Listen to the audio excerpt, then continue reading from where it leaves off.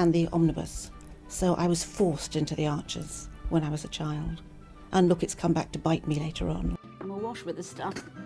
The Archers is the world's longest-running radio show, with more than 15,000 episodes broadcast.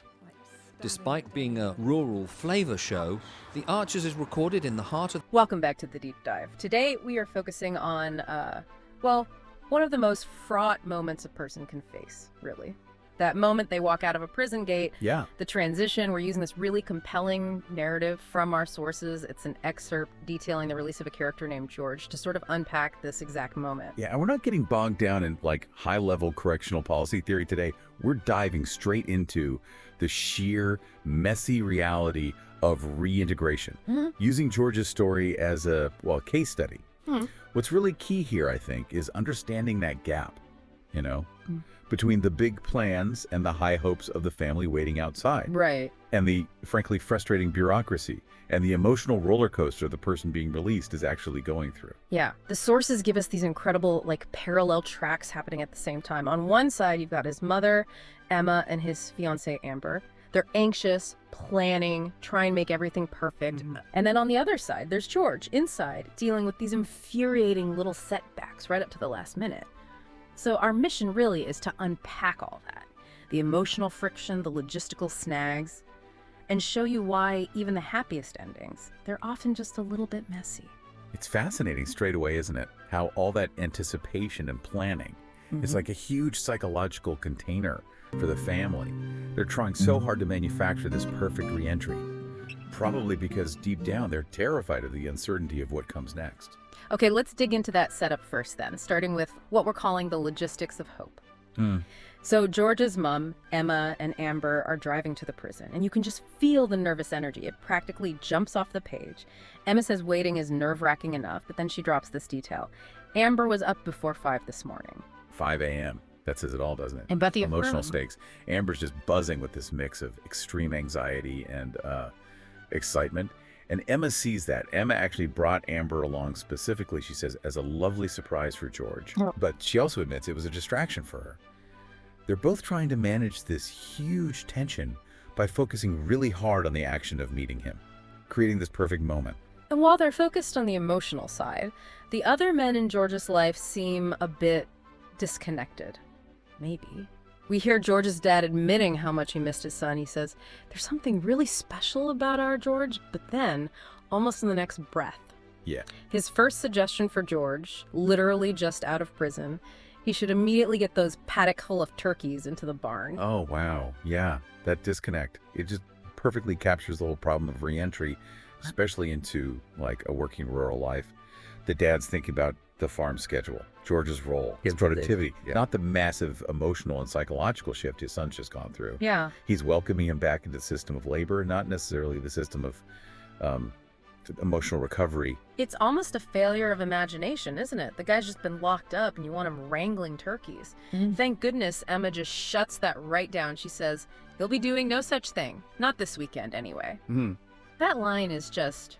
it's the necessary buffer, isn't it, between expectation and reality. And we also get a little sense of the usual family stuff, right? The other brothers, William and Edward, they're busy. Edward's stuck on a combine. Right. Life goes on. Exactly. It just reinforces this idea that life didn't stop for anyone else while George was away. Right. And now he has to somehow slot back into this machine that's already running full speed. But the real architect of this perfect future, the one with the spreadsheets probably, Oh, yeah? is Amber. She's got these incredibly detailed, almost high-stakes plans, and she's very clear she intends to pay for it all. Yeah, that financial independence bit. That's crucial.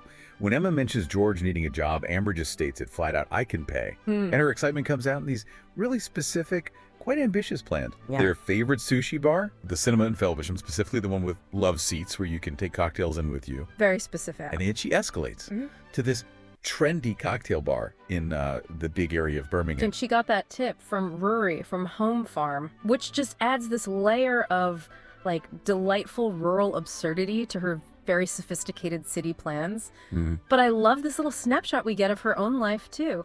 She proudly mentions getting a grade 8 in her GCSE English Lit the year before. Yeah. And why was it easier? Because she wasn't worrying about people laughing at her or, and this is a direct quote, Boys quanging your bra straps. It's brilliant, that detail.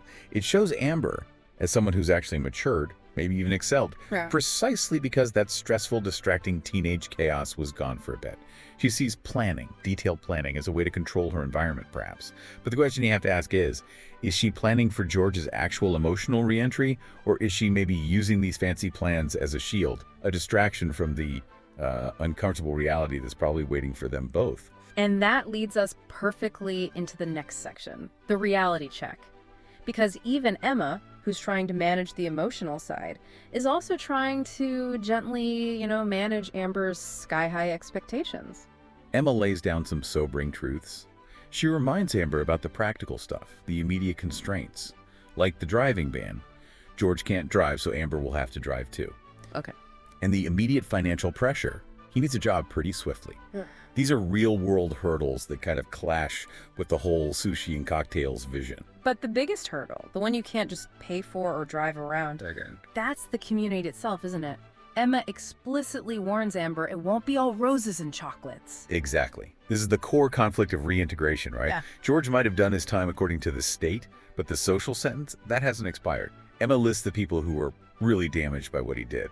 Alice, Fallon, Mick, Joy, Denise, Alistair. Wow, quite a list. Yeah. And the fact that his own uncle, Chris, still refuses contact. That's a huge signal that forgiveness isn't automatic. It's not guaranteed. Amber seems to want this clean slate, this guilt-free happiness.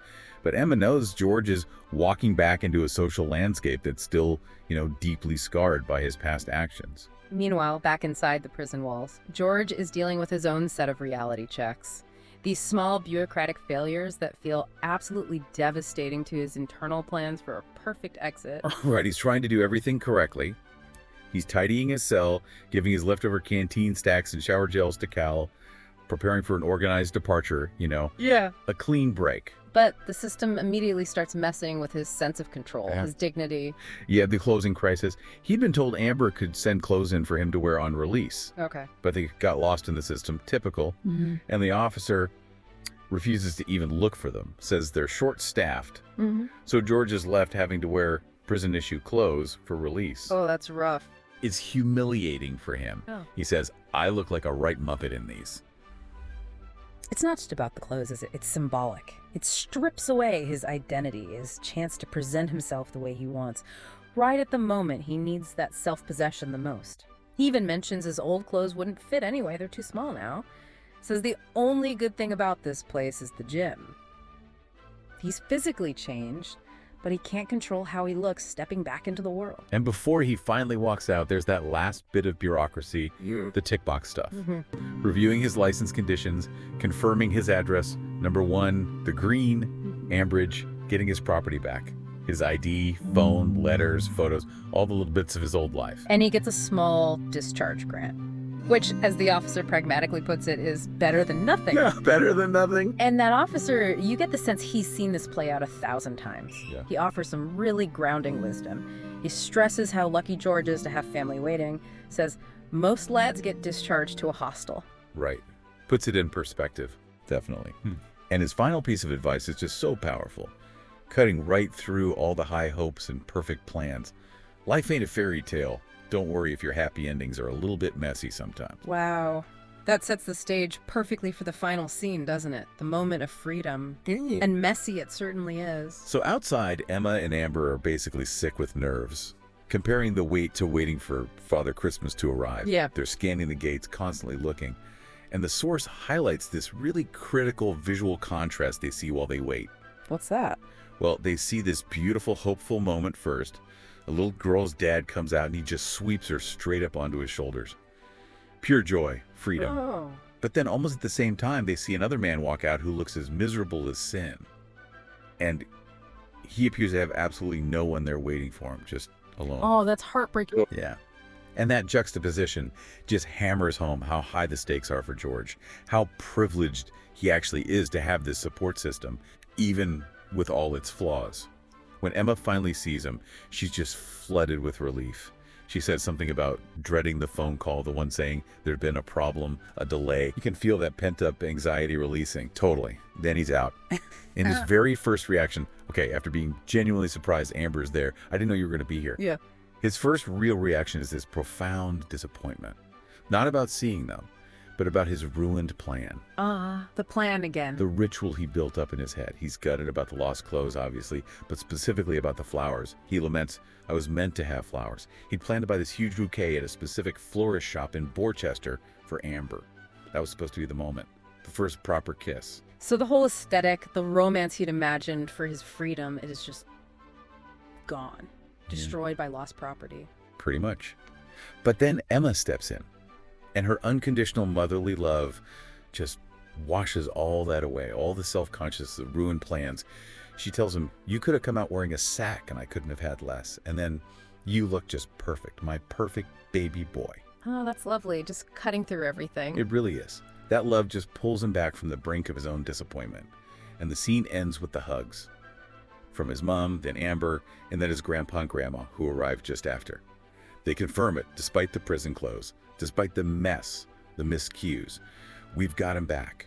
The core hope, the connection, it survived the logistical meltdown. So let's pull this together. What does this all mean for you, the listener? We started with all this meticulous planning, George's perfect flower proposal idea, Amber's cocktail-fueled future, and we ended with lost clothes, immediate disappointment, and the knowledge that there's unresolved anger waiting back home in Ambridge. Yeah, the real takeaway here, I think, is that these profound human transitions, they're rarely clean. They're almost defined by that gap between the internal idealized plan and the messy external, often bureaucratic reality. The knowledge we gain from sources like this isn't just about understanding the happy ending. It's about preparing for the complexity, the bumps, the emotional failure points that are just inherent in something like reintegration. And if we connect this back to the bigger picture, let's think about George and Amber's relationship specifically. The officer noted their connection started while George was inside, and George himself said Amber was the reason I didn't go completely out of my mind in here. Which raises, I think, the most important question for their future, doesn't it? Yeah. Their entire bond was forged, and maybe even protected, within this really artificial controlled environment. Yeah. Prison, where all the real-world pressures, jobs, debt, hostile neighbors, just day-to-day adult responsibility, they were all kind of held at bay. Her love was a lifeline from the outside coming in. So what happens now that the walls are truly down? How does that protected bond adapt, or does it adapt to the unforgiving, messy reality of life outside the gates? That's something really profound for you to maybe mull over as you go about your day. What happens when the walls come down? A perfect thought to end on. Thank you for joining us for the deep dive. So what are you doing now? Just getting ready for the next episode. Just moving mics around. So what do you do? I do the spot effects on the arches. Any Are you what we call Foley then? Kind of. Yep. Okay. And these are all part of the paraphernalia of production. Yep. That's the ball bar. That's, this one. Yep. That's. Haley so wanted to be in their own place when their baby came. It's due in 2 months. Not much chance of that now. No. I mean, it would have been a stretch for them financially, mind, but I just wish there was something practical I could do to help them, Caroline. I think The Archers has had this immense popularity over the years, basically because it has always very accurately reflected the reality of life and living in a rural community at whatever